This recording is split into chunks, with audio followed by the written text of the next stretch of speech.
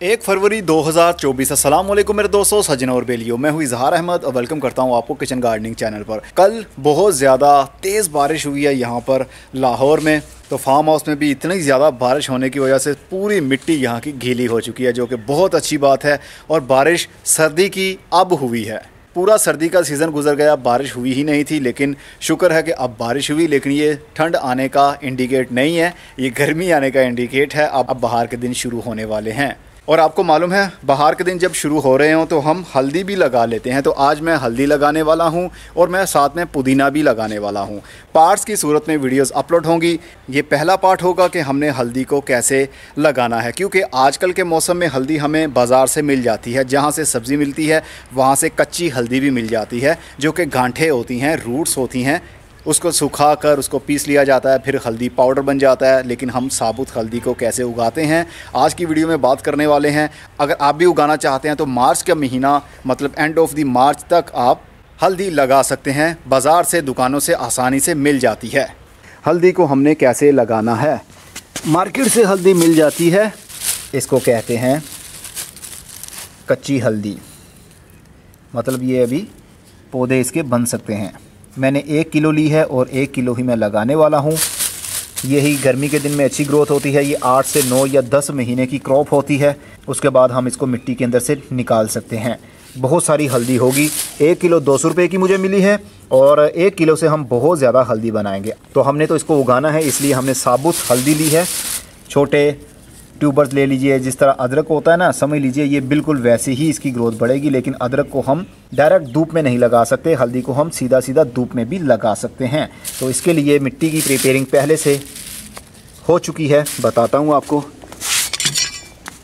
और ये देखिए जनाब, ये पेप्सी की बोतल नहीं है, ये एंजाइम है, बैक्टीरिया लिक्विड फर्टिलाइज़र। आने वाले टाइम में इंशाल्लाह मैं आपको सब कुछ बताऊंगा कि आपने ये घर में कैसे बनाना है।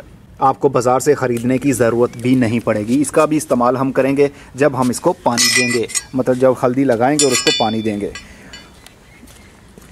ये देखिए जनाब, ये बन चुका है हमारा ये एरिया जिसके अंदर हमने हल्दी को बोना है। ज़मीन के अंदर भी बोएंगे और साथ में एक ग्रो बैग के अंदर भी लगाएंगे, ताकि जिन लोगों के पास ज़मीन नहीं है वो भी तो लगा सकें। ऐसा थोड़ी होगा कि जिनके पास ज़मीन है सिर्फ वही लगा सकेंगे, ऐसा नहीं है। आप गमले के अंदर भी लगा सकते हैं। गमले में कम प्रोडक्शन मिलती है, ज़मीन के अंदर ज़्यादा जगह होती है, ज़्यादा स्पेस होती है, ऑक्सीजन लेवल ज़्यादा बना रहता है, इसलिए प्रोडक्शन भी ज़्यादा मिलती है। गमले के अंदर जितनी स्पेस होगी उसी हिसाब से आपको हार्वेस्टिंग भी मिल जाएगी। तो हमने खेलियाँ बना ली हैं, इसको खेली भी बोलते हैं, इसको वट भी बोलते हैं। जैसा कि ये एरिया काफ़ी ऊंचा है, ऊंचे लेवल पर ही हम सारी हल्दी लगाएंगे। पानी जब छोड़ेंगे तो यहाँ से पानी साइडों से उसको मिल जाया करेगा।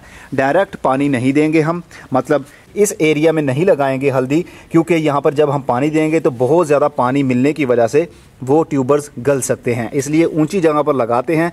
पौधे को और उसकी जड़ों को सिर्फ नमी की ज़रूरत होती है, इसलिए खेतों में इस तरह की वटें बनाकर वट के ऊपर लगाया जाता है। तो चलिए, ये पहले से ही काफ़ी नरम मिट्टी है, रात में बारिश हुई है बहुत ज़्यादा। इसके अंदर अभी कोई खाद नहीं है, बस ये माली गाय का गोबर फैला देता है यहाँ पर, देखिए। तो इसकी नाइट्रोजन मिट्टी के अंदर मिलती रहती है, क्योंकि ये ऑर्गेनिक मैटर है। जो हम बैक्टीरिया डालेंगे उसको खुराक भी तो डालनी पड़ेगी। अभी बताता हूँ वो कैसे आपने करना है, ये पार्ट को गौर से देखिएगा। अगर आप 3 हिस्से मिट्टी और 1 हिस्सा गाय का गोबर मिक्स कर लें, उसके अंदर भी आप हल्दी लगा सकते हैं। अभी फरवरी की 1 तारीख है, आप मार्च के महीने तक हल्दी लगा सकते हैं, क्योंकि ये गर्मी के दिन की ही फसल है। इसको तकरीबन हम मिट्टी के 6 इंच या 5 इंच नीचे दबा सकते हैं। अगर मिट्टी नरम है तो फिर 6 इंच दबाइएगा, अगर मिट्टी सख्त है तो तकरीबन 3 इंच ही मिट्टी के अंदर दबाइएगा। थोड़े थोड़े फासले पर हम इसको लगाएंगे तकरीबन। ये देखो टूट गया, कोई बात नहीं, ये अलग से ग्रोथ करेगा और ये अलग से ग्रोथ करेगा। लगाने का तरीका किसी भी एंगल से आप लगा सकते हैं। बस 3 इंच इसको मिट्टी के अंदर दबाना है। 6 से 7 इंच का गैप होना चाहिए हर ट्यूबर के बीच में। इसी तरह सभी हल्दी के पीसीस को हमने लगा लेना है। एक गमले के अंदर एक टुकड़ा भी काफ़ी रहता है, 12 इंच का गमला होगा। लेकिन ज़मीन के अंदर आप जितना ज़्यादा लगाना चाहें आप लगा सकते हैं।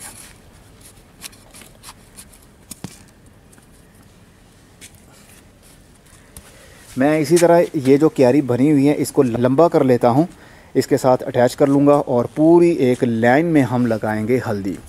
तो हल्दी मैंने सारी बीज दी है यहाँ पर, और ये वाली खेल भी हमने लगा दी है हल्दी की ही, क्योंकि 1 किलो हल्दी को पूरा भी तो करना था। अब थोड़े से जो ट्यूबर्स बच गए हैं इसको हम ग्रो बैग में लगाने वाले हैं। ये 12 इंच बाय 12 इंच का ग्रो बैग है, इसके अंदर मिट्टी भरी है सिर्फ। और अब हम इसके ऊपर कुछ इस तरह ट्यूबर्स को रख देंगे थोड़े थोड़े फासले पर।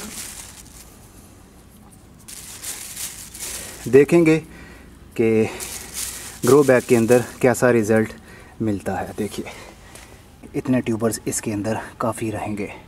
अब इसको हम मिट्टी से ही कवर कर देंगे। यही मिट्टी जिसके अंदर हमने इसको लगाया है, यहीं से थोड़ी सी मिट्टी लेंगे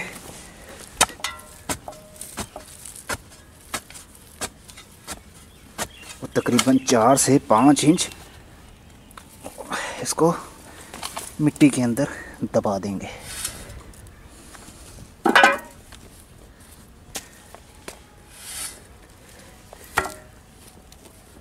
ओके जी, ये हो गया हमारा काम कंप्लीट।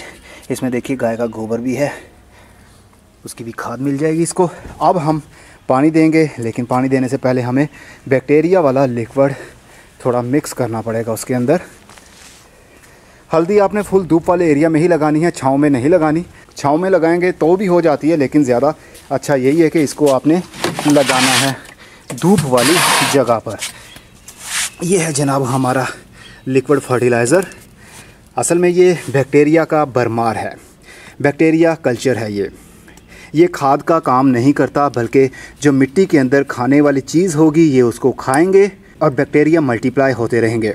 जो भी ऑर्गेनिक मैटर होगा मिट्टी के अंदर पड़ा हुआ, जैसे कि गाय का गोबर है, ये जो सूखे पत्ते, हरे पत्ते हैं, मरी हुई जड़ें हैं, वो सब कुछ खुराक होगा बैक्टीरिया का, और वो खाते जाएंगे उसको। मतलब बैक्टीरिया का मुंह तो होता नहीं है, वो अपनी स्किन से ही खाते हैं, स्किन से ही गैसेस लेते हैं, स्किन की मदद से ही वो पानी लेते हैं, और सेल डिवीज़न के थ्रू वो मल्टीप्लाई होते हैं।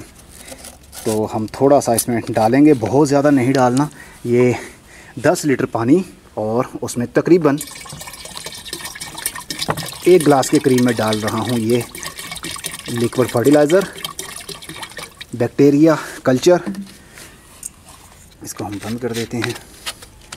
इसको अपने घर में कैसे बनाना है इंशाल्लाह मैं आपको जल्दी ही बताऊंगा। अभी बारिश हुई है इसलिए हम बहुत ज़्यादा इसको पानी नहीं देंगे। अभी बस शावर की मदद से मैं पानी देता हूं, और उसकी मदद से ये होगा कि जो बैक्टीरिया है वो भी इसके ऊपर आ जाएगा। लेकिन उससे पहले हम इसको मल्च कर लेते हैं, क्योंकि बैक्टीरिया धूप में ज़िंदा नहीं रह पाएंगे। बैक्टीरिया को मल्टीप्लाई होने के लिए कुछ शेडी एरिया भी चाहिए। उसके लिए हम राइस हस्क जो कि हमारे पास पड़ा हुआ है, थोड़ा सा हनान इधर आओ, ये हमारे पास राइस हस्क पड़ा हुआ है बहुत पुराना, तो इसको हम एज आ मल्चर इस्तेमाल करेंगे, ताकि ज़मीन के ऊपर सीधी सीधी धूप ना आए और हमारा जो बैक्टीरिया लिक्विड फर्टिलाइज़र है उसके अंदर जो बैक्टीरिया हैं वो जल्दी किल ना हो। शेडी एरिया बना रहेगा तो मॉइस्चर भी बना रहेगा। मल्चिंग के बहुत सारे फ़ायदे होते हैं, आपको मालूम है।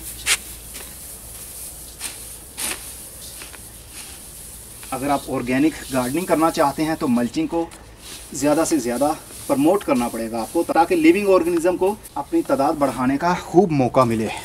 आइए,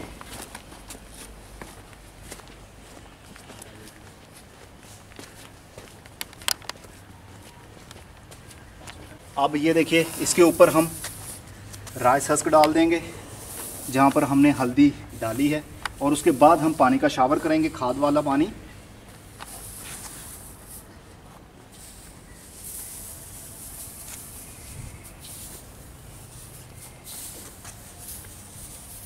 अगर आपके पास ये ना हो तो घबराइए मत। जो आपके पास आपके गार्डन के पत्ते होते हैं, सूखे सूखे पत्ते, गीले गीले पत्ते, वो भी आप डाल सकते हैं। इससे आपकी मिट्टी भी नरम हो जाएगी और इसका जो ड्रेनेज है वो भी अच्छा होगा, वाटर होल्डिंग भी बढ़ जाएगी, पानी को ये काफ़ी देर तक अपने अंदर होल्ड रख सकेगी। अब थोड़ा सा इधर भी डाल देते हैं।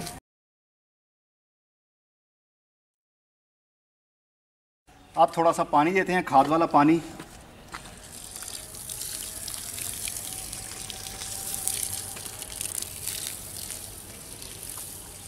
हमने हल्का हल्का सा डालना है। फिर रात के टाइम हम इसको पानी ज़्यादा दे देंगे, लेकिन ये खाद वाला पानी है इस वक्त, इसलिए इसका हल्का हल्का सा शावर करना है हमने, ताकि ये बैक्टीरिया मिट्टी के अंदर अपना काम शुरू कर दें और रास हस की वजह से शेडी एरिया मिल जाएगा इनको अपनी तादाद को बढ़ाने के लिए। बाकी हम इसमें डाल देते हैं।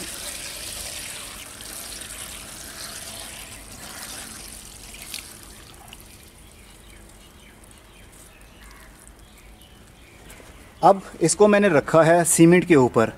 जैसे आप अपने रूफ टॉप के ऊपर गार्डनिंग करते हैं, बिल्कुल वैसा ही इम्पैक्ट मैंने दिया है। मिट्टी के ऊपर इसको नहीं रखा। अगर मिट्टी के ऊपर ग्रो बैग को रखूँगा तो पौधे की जड़ें ग्रो बैग में से निकल कर मिट्टी के अंदर चली जाएंगी, इसलिए हमें सही से कंपेयर करने में मुश्किल होगी कि इसमें ज़्यादा प्रोडक्शन क्यों आई है या कम क्यों आई है। बस सिंपली हमने इसको ऐसी जगह पर, सख्त जगह पर रखना है ताकि पौधे की जड़ें सिर्फ अपने ग्रो बैग के अंदर ही रहें, गमले के अंदर ही रहें, बाहर निकल कर किसी मिट्टी के अंदर ना चले जाएँ। ये था हल्दी लगाने का तरीका। अभी मौसम है, आप भी लगा लीजिए। इसी तरह गमलों के अंदर भी लगा सकते हैं, ज़मीन के अंदर भी लगा सकते हैं। इसको नॉर्मल पौधों की तरह ही पानी देना है। इसके कुछ हफ्तों के बाद में पत्ते निकलना शुरू हो जाएंगे और जैसे नॉर्मल पौधों को पानी देते हैं वैसे ही पानी देते रहेंगे तो तकरीबन 8 से 9 महीने में आपकी फसल तैयार हो जाएगी, चाहे वो गमलों में हो चाहे वो ज़मीन में हो। आने वाले टाइम में हमें क्या रिजल्ट मिलेगा वो आप लोगों के साथ मैं ज़रूर शेयर करूँगा। बस याद रखिए, ऑर्गेनिक अगर गार्डनिंग करना चाहते हैं तो ये जो वेस्ट होता है ना आपका, जड़ी बूटियाँ हो गई या फिर जो भी आपने सर्दी के दिनों की सब्जियां उगाई थी जैसे मूली, गाजर, शलजम वगैरह, उसके पत्ते ऊपर वाले हम फेंक देते हैं, उसको फेंकिए मत, उसको चॉप कर लीजिए, बारीक कर लीजिए और गमलों के ऊपर फैला दीजिए या मिट्टी के अंदर दबा दीजिए। वो ऑर्गेनिक मैटर का काम करेगा, उससे ह्यूमस इंक्रीज़ होगा। ह्यूमस का लेवल जब मिट्टी के अंदर बढ़ने लगेगा तो पौधों की ग्रोथ भी बढ़ने लगेगी और फ्रूट का साइज़ भी बड़ा होने लगेगा, मतलब ऑर्गेनिक खाद उसको मिलने लगेगी। गाय का गोबर रूटीन में मत दीजिएगा। गाय के गोबर में ज़्यादा नाइट्रोजन होती है। नाइट्रोजन की वजह से पौधा ऊपर से ग्रोथ तो करेगा लेकिन नीचे से सही से फल फूल नहीं पाएगा। मतलब हल्दी को ज़्यादा फास्फोरस की ज़रूरत होती है, तो गाय के गोबर के अंदर सबसे ज़्यादा नाइट्रोजन होती है। ऐसे पौधों को फास्फोरस मिलेगा तो उसकी जड़ें मोटी होंगी और वो हल्दी की सूरत लेंगी। इसलिए ग्रीन मटेरियल जितना भी हो, सूखा मटेरियल जितना भी हो, आप उसका इस्तेमाल कर सकते हैं। जैसा कि ये सूखे सूखे से पत्ते हैं, ये हमने फेंके नहीं हैं, ये सारे सूखे पत्ते हैं और पानी और मिट्टी लगने की वजह से ये काले पड़ जाएंगे, डिकम्पोज होने लगेंगे और इसको हम निकाल कर यहाँ से उठा कर अपने गमलों में डाल सकते हैं। क्यारियों में जहाँ पर पौधे लगाए हुए हैं तने के पास में फैला सकते हैं, वहाँ पर ये खाद का काम करते हैं। ये नेचुरल फर्टिलाइज़र का काम करेगा। मैं चलता हूँ, अगले पार्ट में फिर मिलेंगे। तब तक इसकी उम्मीद है कि शूटिंग शुरू हो चुकी होगी। पार्ट्स की सूरत में आप लोगों को वीडियोज़ मिलती रहेंगी। अगले पार्ट में मिलेंगे। खुदा हाफिज़।